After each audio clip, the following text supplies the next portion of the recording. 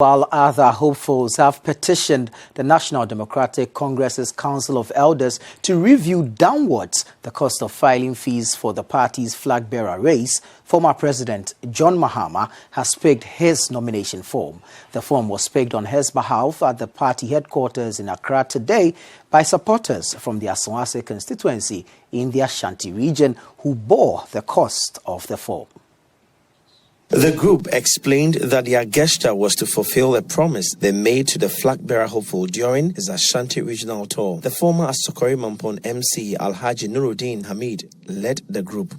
Last week, His Excellency John Dramani Mahama did a campaign tour of the Ashanti region, and he visited Asutsuare. He spoke to the people of Asutsuare, and he managed to convince us. So based on what he told us, we promised that when the nomination is out, we would contribute and pay for the nomination fee. Last week, the National Executive Committee came up with the nomination fee, and today we are here to just fulfill the promise that we made to His Excellency John Dramani Mahama. Speaking on a petition by some flag-bearer aspirants for a downward review of the 420,000 fee, the General Secretary of the NDC indicated that the National Executive Committee of the party is yet to receive any such notice. We realize that the basis of the computation is still valid, and the only way we can do something about it is for us to raise money from some other source. Still on the NDC, and its flag-bearer hopeful John Mahama may soon be able to pay the 400,000 Ghana cedis filing fee demanded by the party before it's officially allowed to contest. With its camp calling on its well-wishers and foot soldiers to help raise the funds, today it received a response as hundreds of them showed up at its office to donate. Mahama has more. Dozens of John Mahama supporters on Monday thronged his office at cantonments to contribute money towards raising his 420,000 Ghana cedis nomination and filing fees. This has become necessary after his campaign team called for donations from followers to cover what many have described as an outrageous amount for a party's flag-bearership race. At the time of our visit, 124 foot soldiers had already contributed monies worth between 1 and 10 Ghana cedis to the tune of 683 cedis. Now, skin infections, polluted drinking water and low farm yields are the result of the activities of a Chinese manufacturing firm at Asutsuare that has residents upset. Residents say Shine Fuels Ghana Limited and other companies have contaminated their source of water, leading to these problems. City News' Caleb Kuda visited the town and filed this report. Away from the chaos of Accra, a journey of about 2 hours takes you to the fertile plainlands at Asutsuare, nestled within the captivating hills of the Shai Osudoku District Assembly. The fertile plains here have made it possible for Asutsuare to become a breadbasket with large plantations of commercial food crops like mangoes and rice. Cattle rearing is also a favorable venture due to the vast expanse of grass. The presence of freshwater bodies here make farming all the more plausible.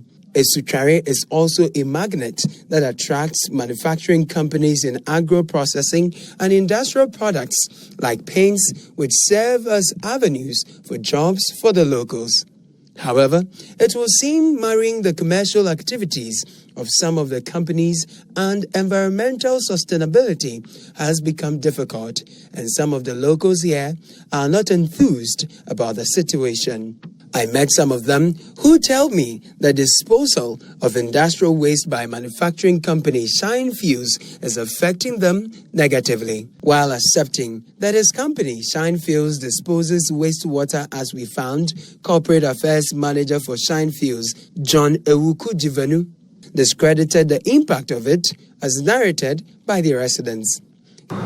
We work within the EPA guidelines and they do monitoring, and we dispose it according to the EPA guidelines.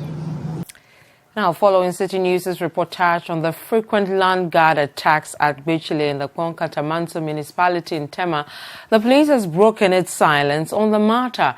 In an interview with City News' Tema correspondent Elvis Washington, the police in the area blamed their inability to deal with land guards on their lack of logistics.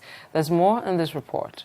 Activities of land guards in recent times have gained notoriety within some 4 districts. These are the Tema Metropolis, Katamanso District, Shai Usudoku District, and the Ningo Pram District. Developers in these areas continue to suffer in the hands of these land guards who protect lands in these areas for their paymasters. The Odowa Divisional Police Commander, within whose jurisdiction some of these activities are prevalent, has this to say about dealings with the situation.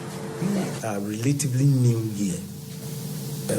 When we came here, we came to meet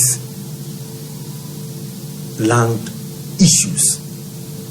But basically, what is here is not the typical land guard issue we see at other places. This place is more of families, and more especially between Shais and Ningus. That has been the issue here. Do you know your HIV status? Well, according to the 2014 Demographic and Health Survey, 50% of persons living in Ghana do not know their status. The danger, however, of not knowing one's HIV status is the tendency to transmit the virus from one person to the other. As we celebrate World AIDS Day, Bevelyn London looks at this troubling development and reports. Have you checked your HIV status? No. So why haven't you checked your status? Because I don't see being relevant to go and check my status. It's like sometimes if I go to the hospital when I'm going to donate a blood and just so they will do all those this thing, they will check as maybe if I have HIV or not. But to walk in and go and check my HIV status, no, I've not done it before. Okay, Mimi, who is it? Dear, ya libia. Oh yeah. I have to be who cries or check a crowd or no did you cry any come